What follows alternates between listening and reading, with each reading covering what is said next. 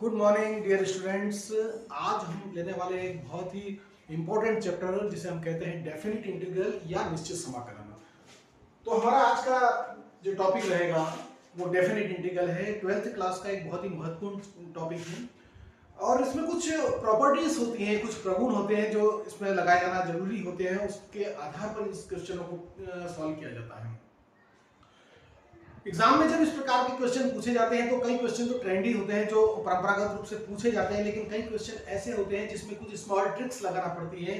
तो आज ऐसा ही एक क्वेश्चन लेकर मैं आप लोगों के सामने आया हूं। हम क्वेश्चन लेने वाले हैं I is equal to 0 to π/4 log of 1 plus 10x dx। Integrand अर्थात समाकलनी जो है वो है log of 1 plus 10x dx। Question बहुत आसान है, लेकिन इसकी जो ट्रिक है वो हमें एग्जाम में याद रखना पड़ेगी, या बार बार जब हम अभ्यास करते हैं, जब हम प्रैक्टिस करते हैं तो उससे ये चीज निकल कर आती है कि log of 1 plus 10x dx को हम बहुत इजी तरीके से कैसे सॉल्व कर सकते हैं। तो हम यहाँ पर एक प्रगुण लगाते हैं, एक इसकी जो प्रॉपर्टीज होती है वो होती है 0 to a fx dx is equal to 0 to a f a minus x dx। ये इस प्रॉपर्टीज का हम यहां यूज करने वाले हैं। अब यहां देखिए जी, लोअर लिमिट 0 है, अपर लिमिट π/4 है। तो जब हम इस प्रॉपर्टी को यहां यूज करते हैं तो we can easily find 0 to π/4 log of 1 plus 10 π/4 minus x dx।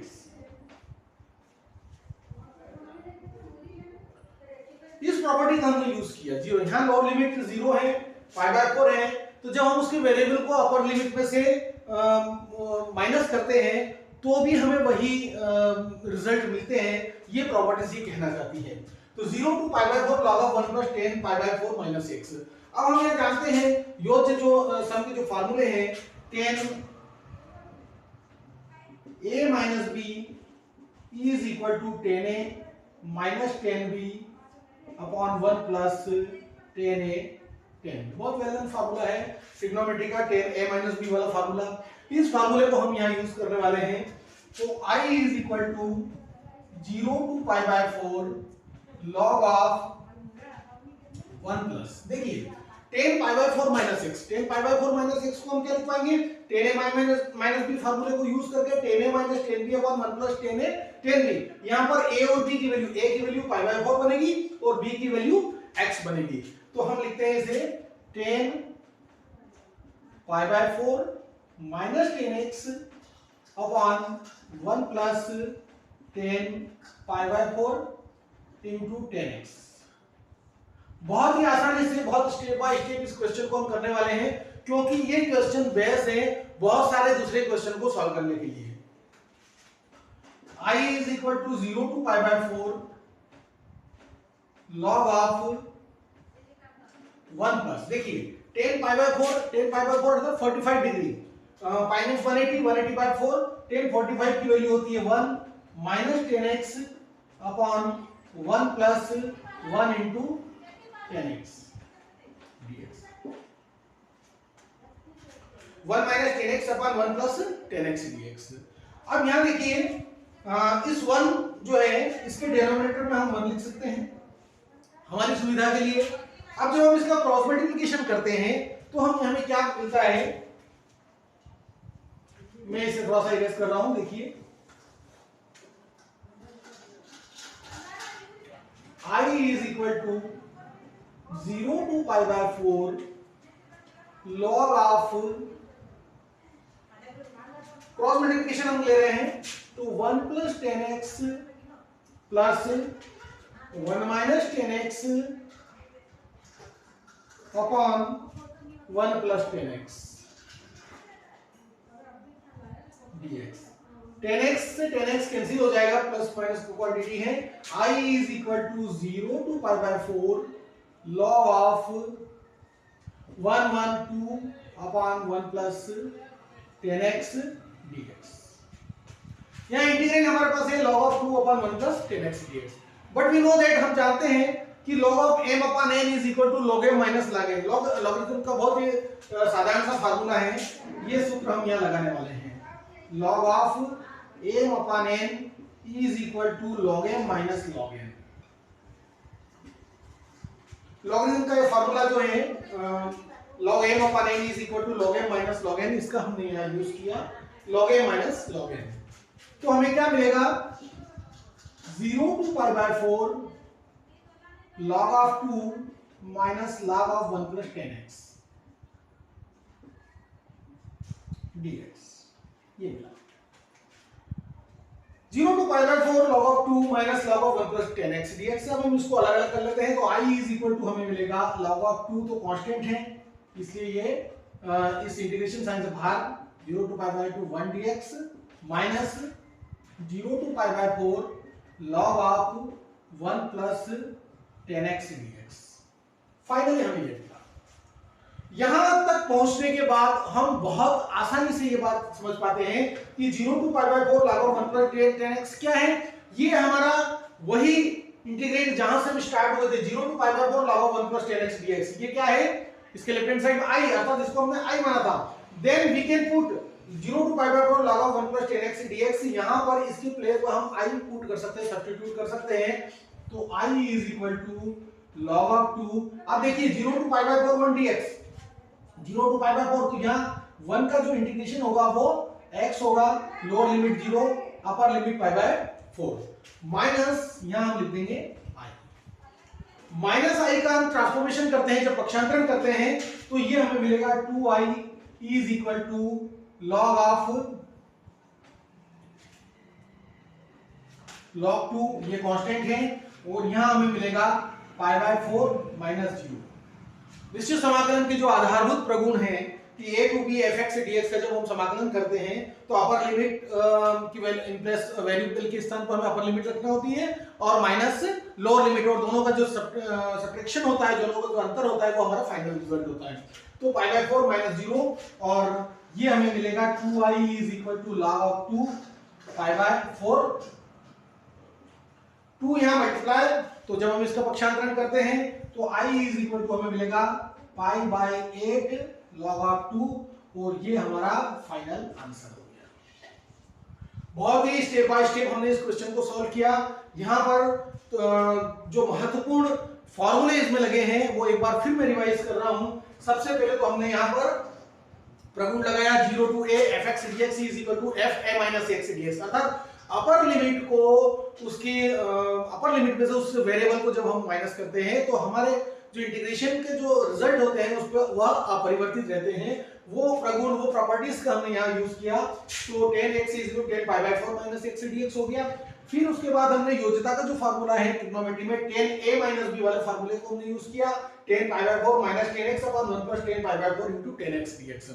10 pi by 4 की जो वैल्यू होती है 45 की 1 होती है, तो हमने यहाँ पुट किया 10 pi by 4 1 और यहाँ पर 1। क्रॉस मल्टीप्लिकेशन जब हमने किया then we finally find i is equal to 0 to pi by 4 log of 2 upon 1 plus 10x dx। यहाँ पर लॉगरिथम का फार्मूला भी मैंने इसलिए लिखा क्योंकि 12th तक लॉगरिथम नाम से कोई अलग से चैप्टर हमने पढ़ा नहीं है, इसलिए उसके फार्मूले को हमें बहुत गंभीरता से उसको देखना है कि log of m upon n क्या होता है, log m minus log n, अर्थात जब डिवाइडेशन होता है या न्यूमरेटर और डिनोमिनेटर वाली क्वांटिटी आती है तो दोनों का अलग अलग लॉग और उनका difference log m minus log n के बराबर हो जाता है। तो 0 to pi by 4 log 2 minus log of 1 plus 10x dx, ये न्यूमरेटर है और ये डिनोमिनेटर है। log 2 एक डेफिनेट ये क्वांटिटी है और जो कांस्टेंट है, कांस्टेंट कहां आ जाएगा, इंटीग्रेशन से बाहर, और 1 का इंटीग्रेशन x होगा 0 to pi by 4। अब यहां हम देखते हैं ये पूरा के पूरा i के इक्वल होगा, i is equal to 2i हो जाएगा। इधर जब हम इसका ट्रांसफॉर्मेशन करेंगे तो i is equal to हमें मिलेगा log of 2 into pi by 8 या pi by 8 log 2। ये क्वेश्चन बहुत ही इंपॉर्टेंट क्वेश्चन है और थोड़ा सा हटके हैं क्योंकि यहाँ पर हमें प्रॉपर्टीज का तो यूज करना ही है। 0 to a fx dx f m minus x dx वाले प्रॉपर्टीज तो हम यूज करेंगे ही सही, साथ ही यहाँ पर एक कुछ महत्वपूर्ण ट्रिक्स भी लग रही है, इसलिए आशा की जाती है कि इस प्रकार ये संभावना है कि इस प्रकार के क्वेश्चन पूछे जा सकते हैं। अब इसी क्रम में कुछ क्वेश्चन और भी हैं जो थोड़ा इंपॉर्टेंट तो है ही, साथ ही इससे इजी भी क्वेश्चन है, क्योंकि वहां पर बहुत आसानी से हमें सॉल्व कर पाते हैं। देखिए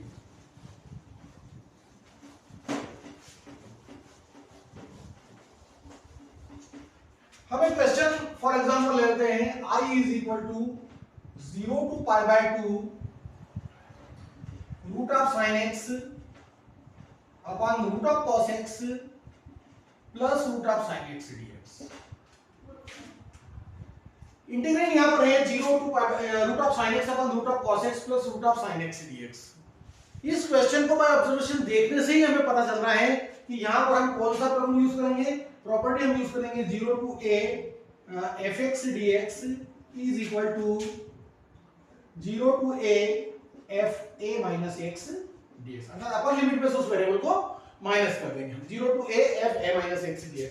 जब हम ये यहां यूज करते हैं तो हमें आसानी से मिलता है 0 to pi by 2 root of sine pi by 2 minus x dx upon root of cos pi by 2 minus x plus root of sine pi by 2 minus x।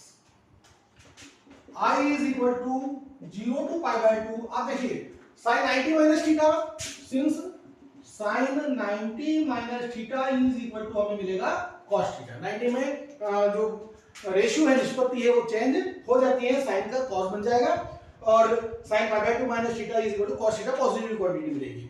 तो यहां हम लिखेंगे root of cos theta upon root of sine theta plus root of cos theta.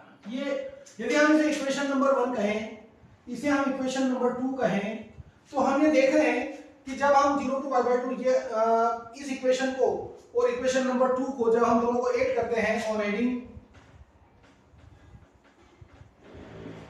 Equation number 1 and 2, equation number 1 और 2 का जब हम योग करते हैं, जब हम उनका योग करते हैं, तो लेफ्ट हैंड साइड से जुड़ेगी और राइट हैंड साइड से जुड़ेगी।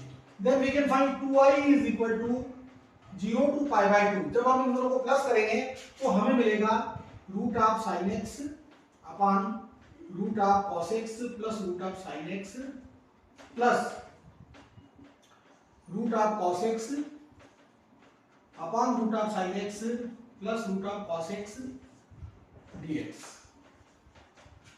इस प्रकार से हमें योज्य दोनों इक्वेशन को जब हम जोड़ेंगे तो इस प्रकार से हमें प्राप्त होगा। और i is equal to integration 0 to pi by 2। अब देखिए दोनों के डिनोमिनेटर जो है वो सेम है। जब डिनोमिनेटर सेम होते हैं तो उनके जो न्यूमरेटर जो है उनको हम इस प्रकार से प्लस कर सकते हैं, root of sine x root of cos x upon root of cos x plus root of sine x. ये फ्रैक्शन का रूल है, dx कैंसिल हो जाएगा, न्यूमरेटर डिनोमिनेटर सेम है। i इज इक्वल टू हमें मिलेगा 0 टू पाई बाय 2 1 dx। 1 है तो इंटीग्रेशन का जो बेसिक फार्मूला है, 1 का इंटीग्रेशन क्या होगा, x होगा, और 0 टू पाई बाय 2, या i is equal to pi by 2 minus 0, या i इज इक्वल टू हमें क्या मिलेगा, पाई बाय 2, और दोनों को हमने प्लस किया तो यहां से 2 भी चलता चला जाएगा। 2i is equal to pi by 2 और i इज इक्वल टू हमें मिलेगा पाई बाय 4। 2i यहां पर हम लिखते चले जाएंगे, तो 2i is equal to 2i and 2 यहां पर मल्टीप्लाई करें, जब हम ट्रांसफॉर्मेशन करेंगे देन राइट हैंड साइड में हमें मिलेगा पाई बाय 4। तो ये इसका फाइनल आंसर हमें मिल गया है। बहुत आसान सा क्वेश्चन है लेकिन बहुत इंपॉर्टेंट क्वेश्चन है, इसे आप बहुत अच्छे तरीके से तैयार कर लीजिए। इसी टाइप से इसी के आधारित और भी क्वेश्चन है जो हम इसके बेस पे हम तैयार कर सकते हैं। अब कुछ थोड़ा सा हटके एक क्वेश्चन और हम ले लेते हैं।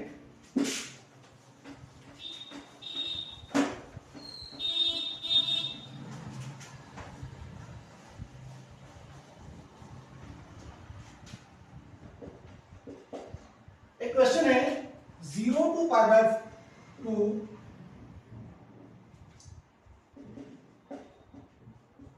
sin to the power 4x